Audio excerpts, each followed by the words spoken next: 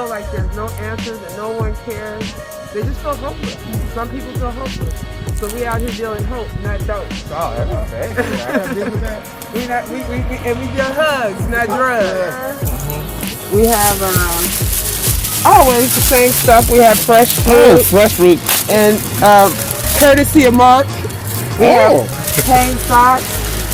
We have soup, meat, lots of snacks. Good point. Where unhoused people, these are things that people can eat and be able to open. You know, and then other thing that I like when people get around food, it's fresh. It's not beaten down or it's not spoiled. So this is one of the benefits of one of the things that I wanted to point out. And this is not the city's doing this. This is these people are the kindness of their heart chipping in and doing something for our Costco, the restaurant depot, Smart and Final.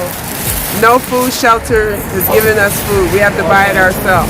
Or food pantry. Exactly.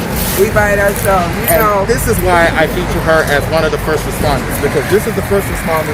Because despite all of the legislation, people got to eat no matter what they housed or unhoused. And we are eating as a human right as well. And being able to have fresh food that you would eat it yourself at your home is an opportunity that should be had by the unhoused community as well. What we got? What we got? What we got, baby? Oh, Ruffle. I love Ruffle. Lunch back here. Oh, look at this back here. I just love those shapes. And, you got to, wait a minute, we got to investigate. We got raspberry cookies. You know, this might have to be investigated further. It might be edible. And we got, listen, another example of how it's easy for unhoused people to eat it. Water, food, it's utensils, water, and the best did not last. I won't say anything. You won't say anything. Dessert. You know, I'm a dessert eater, so. And I want to say that each of those comes with a meal from the Rice Guys. Oh, wow. And the Rice Guys also, during the pandemic, have stepped in and have fed a lot of the unhoused community with Koreatown for All, too. So, yes, that's what I was going to say. So they're doing us, Koreatown for All. Melissa, thank you, Melissa, Chris, yes, Carla, James, Kyle, and Streetwatch.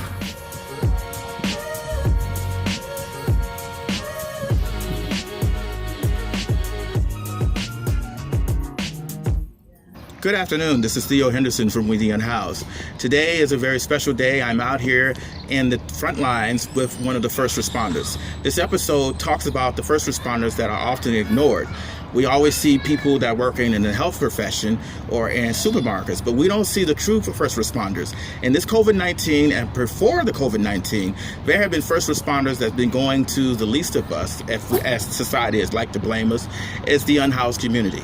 In the studios today is Kathy Huck, one of the frontline first responders. And without further ado, welcome to our show again. Thank you, Theo. It's good to be back for another time. I rarely get invited back, so I'm really feeling good right now. Well, you've been on your best behavior in the last episode, so I had figured, well, I'll give her a chance. So tell me, I want to highlight you, and I want to talk to you about this kind of outreach, because it's incredible because societal norms does not really recognize that you guys are first responders. What's going on? Well, I mean, we have COVID-19, so we have a pandemic. But what I do is nothing new. You already know this. We've always had the unhoused community, but every time there's something new that happens, that community is affected negatively, even more so. So now with this pandemic, how do I self-quarantine? How do I stay safe at home? How do I stay home when my home is outdoors? Mm-hmm. So some of the things that we're dealing with is making sure that people are getting food, making sure that people have some semblance of shelter, even if that's just a tent. You know, that's better than no shelter. And also making sure that they have the other things like hygiene, socks. As you know, working with us, Yeah, he works with us too. But working with us, a big part of what you're always, pushing is the outside resources, making sure that we're marrying them to the resources that we need. We just spoke to this lady here that may be eligible for Project Room Key. Exactly. So just giving her the information and what she needs to do, and also using our, organizations of friends. We have a lot of friends that are with organizations that have resources that we use. So taking the advantage of our friends' resources. As a first responder, is it tough to see that when you're going out here and you get to have the supplies and you come back and you hear someone's things have been taken or they've been swept? What is your feelings about that? All right, so that is like my pet peeve. All right, so now you can make me get mad. Y'all going to see me mad for the first time. But it is really hard, because it's hard enough as a marginalized individual myself, ethnically, we don't get paid. And I'm sure a lot of people think that that's the case. So everything that's happening about my father's business, as either is coming out of our pockets, out of my pockets, or some donor, if we get a donor. But nothing have we ever gotten from any local official or government grant. So for the city to come out, matter of fact, I'm just going to go into my last one, which was on a Saturday 2 weeks ago. As you know, we bought 40 pounds of chicken. It was frozen. It was already pre-cooked. We bought 20 pounds of chorizo, as I can remember, and I think 120 hamburger buns, patties that were frozen. We bought that on Saturday. Plus, as you see, everybody gets a grocery bag with 2 or 3 days worth of groceries as well. And for us to get a call Monday in less than 48 hours after giving out all of that food to find out that sanitation and the care team, why do they call it the care team? They don't care, but the care team and sanitation, LAPD, LASA, they came out and they took everything. And it was just my birthday. Right after my birthday, I did a fundraiser on Facebook, and I asked everybody, all of my friends, to please donate so that we could have tents for COVID-19, so people could self-quarantine at least in a tent. And I had I bought every tent in Walmart. One of the things that touched me, two things I want to say, like today, one of the things that made me smile is when you walked away and said, I love this job and I would do this without being paid. But also what broke my heart one day, and when you told me the story of a young lady out there creating masks for the unhoused community. Can you tell our audience about that story? That was also on the same sweep. So we'd given out, I raised $1,355 for tent. But this little girl, her name was Shayna Rose, and her mom is a friend from around me. Her name is Krista Koch. Krista decided to make masks for us, for our team out here. And also they made enough that we could actually hand them out to the people that we serve. That little girl and her mom, they made well over $1,300 in masks. Those were swept away also within less than 48 hours. And what the people were told they were contaminated. Well, they were reusable masks. They even took the time to make the area for the slot to put a filter in it. They were really beautiful masks. And they were taken, and the meat was taken. The man said they took the freezer, the meat was in a freezer. The tents, the only tents that were left that we purchased for my birthday were 2. That was my birthday present. There were 2 left on that street, and they were brand new. And I asked them, I went back and I asked them on Tuesday, I interviewed them, why were they taken? They were told by sanitation that the meat was contaminated, that the tents were contaminated, that this stuff was contaminated. And if Mayor Garcetti has a moratorium on sweeps, if the CDC says by sweeping an encampment, you're spreading and making this virus increase, then you're not doing the community, housed or unhoused, any service by moving an encampment. And people, if you watch this and you are housed and you like calling the council office to have an encampment move, you're part of the problem too. because every time you call and that encampment is moved, somebody is displaced. And it makes our job hard too, because as you see, you've been following us, we have to look around and find our people. Yes, yes. And it's like a Herculean task because they're in hiding, because they don't want to be swept or taking all their belongings. And there's a definite need here. What got you into doing About My Father's Business? What was your inspiration? My mother. Talk about your mother, because I'm a mama's boy, so you gotta tell me what happened. Well, we're both from Chicago, so I had one of those Chicago mamas. And my mother was that lady. We were Air Force brats. My father did pretty well in business. My mother, if some kids in our neighborhood was struggling, had to give away my birthday gifts and Christmas toys. When my mother moved out here to LA in '85, I think in '85 my mother moved here, her first thing was to go down on Skid Row. She had heard about Ted Hayes, and she would have us go down there every Sunday and set up tables. And sometimes she set up her own tables over on 4th and Wall Street, and we would feed the unhoused community. And that's been my life. I started going to Sunrise Christian Fellowship in Simi Valley, I think in the '94 or something like that. And Ken Kraft was my pastor, is my pastor, and longtime friend. Even there, he was doing that in Simi Valley. Wow. So he's always, even in his ministries as a pastor, we've had to take care of the less fortunate. So when he started, he was with San Fernando Valley Rescue Mission for a while, the director. Then he started Hope of the Valley, and I worked with him. I've worked with Manny Flores, hang out with Laura Rathbone, and Laura Rathbone actually got me into encampments. Oh, really? Yes.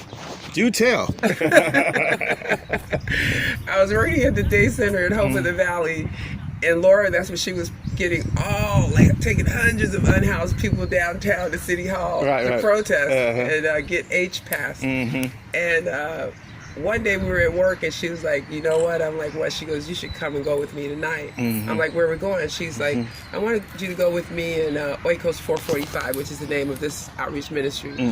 I'm like, what's the difference? She goes, you'll see. And we went into the encampments. It's raw, because now you're not coming to me or where I work or my turf or however you want to say it. I'm coming to your home. To your home. Yeah, exactly. To where you reside. Exactly. And I don't care where that is. You're allowing me into your space. Yeah. And it's raw. It's different. I feel like I've always made really heavy relationships. I'm like Anais. If I don't connect deeply, I can't connect at all. And I made deeper relationships because people are inviting me into their personal life and to see the raw side of what it is to be unhoused. Wow, that you've given us a mouthful of it. I want to talk about the future, because it is essential, because my eye is always on the future of the state of being the houselessness right now. We have a situation here. We have unhoused people that are out here. We have a slow or anemic city council, and we have in the horizon over 45% of people that are housed and secure that will be joining the ranks of houselessness. And I want to see, what can we do, and what are your thoughts on that, and how can About My Father's Business meet the need and challenge? I think one of the first things is we keep advocating for affordable housing. We keep advocating for services that are needed, not just for the unhoused, but for people who are housing insecure. Because right now with the pandemic, look at all the people on unemployment. And there are people that are being evicted, moratorium or not. So yes, thank you. At the end of the day, however they come down the chute, most of them are gonna land in my basket. Exactly. What I think and what I believe is we have to stop wasting money. So if it's costing $30 million in 2019 to do sweeps, $30 million would buy how many buildings? Or, my dream. I say find a beautiful 4 or 5 acres, make a mobile home park beautiful. Some of the most beautiful mobile home parks. $30 million would build that. And it would be cheaper. Well, what about if you don't have a mobile home? But if you're going to build a building, yeah. you can buy mobile homes Yeah, cheaper than yeah. than spending $700 or $100 for one. Studio apartment. You also had something about the homes that we were driving one day. You were talking about how it would be cheaper to make certain type of homes. That's why I was leaving. Well, I think that if you use container apartments, that's inexpensive. You could do 3D printing and build homes like we build like 10 homes right now. They'll be ready tomorrow. But I think that we have to use these different, I want to say, these abilities, these different ideas. I sound like Trump, huh? We have to do this stuff. But we have to, I believe that we have to use the innovation, the technology that we have. But I'm just saying, to me right now, the answer to this, $30 million. You could make a mobile home park with trees, a park area. Why do people have to sleep in their cars in the parking lot? Yeah. And that's expensive. Yeah. Mobile home park is still cheaper. It's cheaper. I have another question. Is like what you pointed out, because it is expensive, is the Los Angeles Police Department budget is 54% of the city budget. Why are we spending over billions of dollars paying them to criminalize unhoused people? I think this is the most ridiculous thing that I've ever heard. Well, I think that that's another problem. Yeah. I think that we're spending way too much money on policing, especially if I could tell you that it's a waste. It's a waste to spend tax dollars to do sweeps of encampments. It's a waste of tax dollars to drive up and down the street and racially profile my kids because they black. Exactly.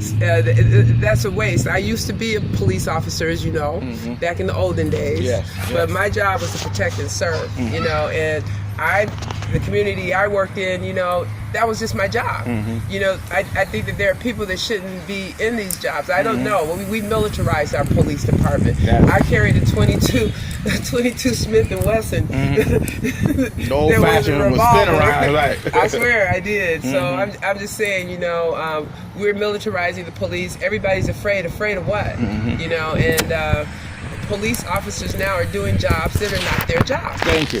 They're doing work that's not the work of the police department. The police department has become social services. They've become mental health. Yeah. And and I have seen good officers trying to decide. Pastor, I don't know. Maybe they need DMH. I don't know. They don't know.